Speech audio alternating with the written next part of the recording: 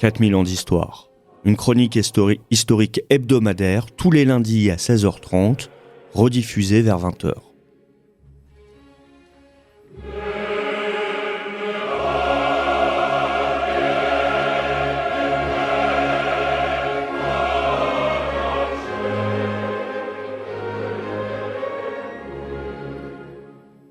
Aujourd'hui, je reçois Jean-Paul Demoule pour évoquer son livre « Mais où sont passés les Indo-Européens ?»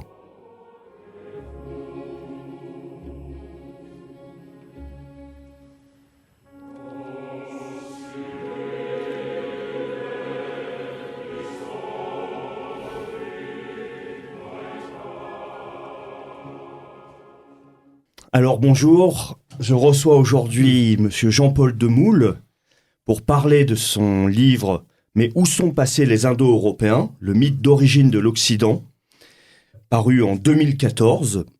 Alors peut-être on peut revenir à l'archéologie et après la défaite de 1870, il y a en Allemagne un certain nombre de personnes qui veulent voir chez les Indo-Européens non plus un peuple qui viendrait du nord de l'Inde, mais cette fois-ci qui le place plutôt au bord de la mer Baltique. Oui, ça a été une lente tendance dans la science européenne. On part des montagnes, on arrive en Asie centrale, puis après les steppes avec des philologues comme Schrader et Nering, et puis finalement on finit à la fin du 19e siècle, et ça va être beaucoup développé par le professeur de préhistoire à Berlin, Gustav Kossinna, qui sera un inspirateur direct du nazisme, même s'il meurt 2 ans avant l'arrivée d'Hitler au pouvoir. Cette idée que finalement les Indo-Germains originels, c'est les Germains tout court, qui sont en Scandinavie, sur les bords de la Baltique, et qui vont ensuite essaimer en 14 raids dans toutes les régions de l'Europe et de l'Asie occidentale et donner naissance aux langues indo-européennes actuelles, mais en même temps en s'abastardissant, bastardirung, au contact des indigènes conquis. Et ça sera effectivement le programme du nazisme d'essayer de restaurer la pureté supposée originelle des Indo-Germains originels. Donc c'est à partir de ce moment-là qu'on va essayer de trouver des arguments dans ce sens. Le problème de cette théorie qui a été repris par les mouvements d'extrême droite actuels, qu'on trouve même dans un que sais-je sur les Indo-Européens, édité au début des années 1980, c'est qu'il n'y a aucune preuve archéologique, puisque au contraire, ces régions étaient très froides, et elles ont été recolonisées à partir de la fin de la dernière glaciation du sud vers le nord, et pas l'inverse. Oui. Alors justement, les nazis reprennent cette idée, alors avec parfois aussi un versant occultiste. Je pense à Karl Maria Willigut, le mage de Himmler, alors qui tombe en disgrâce quand même en 1939. Oui. Karl Maria Willigut pensait descendre, je crois, pouvoir remonter sa lignée 225 000 ans en arrière, et revenir à une religion originelle, le wotanisme. dont il serait, lui, un descendant des prêtres, il aurait des visions, et en 1939, on se rend compte qu'il a eu un passé où on l'a, condamné pour schizophrénie. Oui. Et donc, oui, il y a toujours un certain nombre de liens entre extrême droite et occultisme, ésotérisme, qu'on retrouve jusqu'à maintenant dans les théories complotistes. Une partie sont liées aussi à des mouvements ésotéristes, et ça c'est pas démenti, parce que d'une certaine manière ça procède des mêmes mécanismes de pensée. Donc c'est vrai que le nazisme avait sa part occultiste, et que ça a continué après. Il y a un livre des années 60 qui s'appelle Le Matin des magiciens, où il y a toute une partie, on se demande si Hitler n'était pas un grand initié en contact avec des forces obscures, etc. Donc chez des gens comme Himmler, c'était tout à fait présent, même si il y aura aussi de très honorables archéologues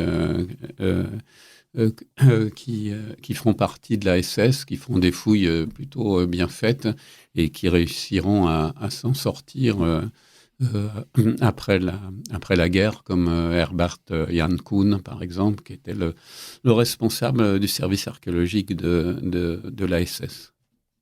Oui, parce que les nazis vont essayer de chercher justement des traces archéologiques de ce foyer originel. Alors, ils le cherchent plutôt donc au bord de la Baltique, mais il y a aussi, je crois, des expéditions au Tibet. Oui. Il y a justement parrainé par la SS, avec toujours cette idée de l'Himalaya originel. Donc il y a une mission anthropologique, mais aussi avec des savants, un peu comme quand Napoléon va conquérir l'Égypte, et qui va être reçu après en grande pompe, et qui ensuite, après la guerre, expliquera que c'était juste pour financer leurs recherches et que on ne pouvait rien leur reprocher.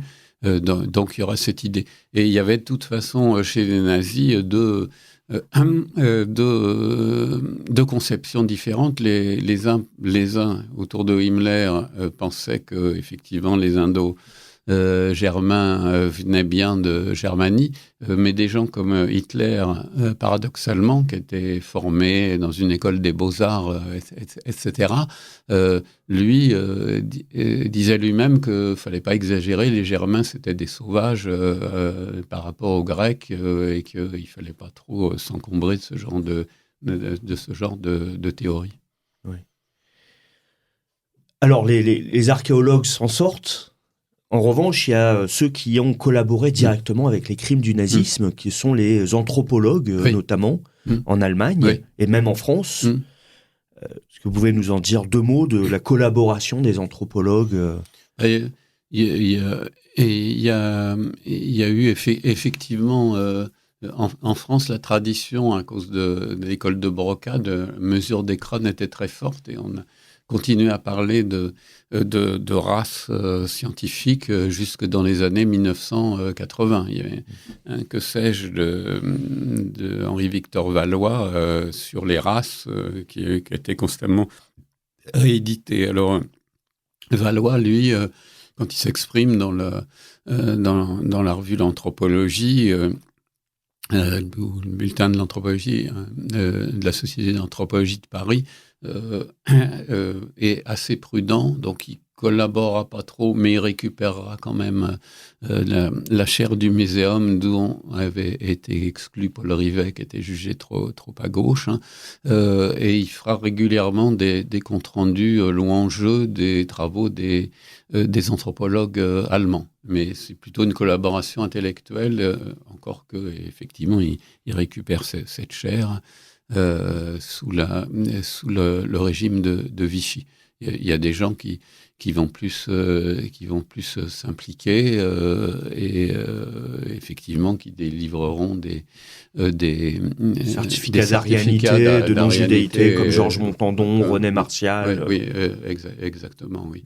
Et les Allemands, à part Mengele, qui va se réfugier en Amérique du Sud, et on en a perdu ensuite la trace, son supérieur, von Verschuur, lui, va continuer une carrière paisible, et Valois fera d'ailleurs des comptes rendus favorables des travaux de von Verschuur, où sont une autre anthropologue, Else Schwidetzky, qui aussi a fait des certificats d'arianité. Eh bien, elle recevra la médaille Broca en 1980 de la part sous l'égide du CNRS et de la part de la Société d'anthropologie de Paris.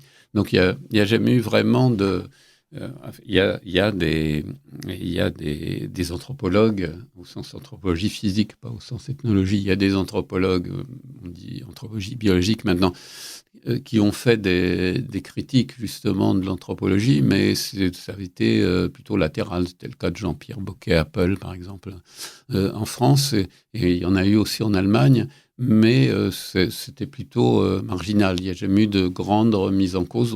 On a simplement passé de la mesure des crânes à autre chose, mais paisiblement.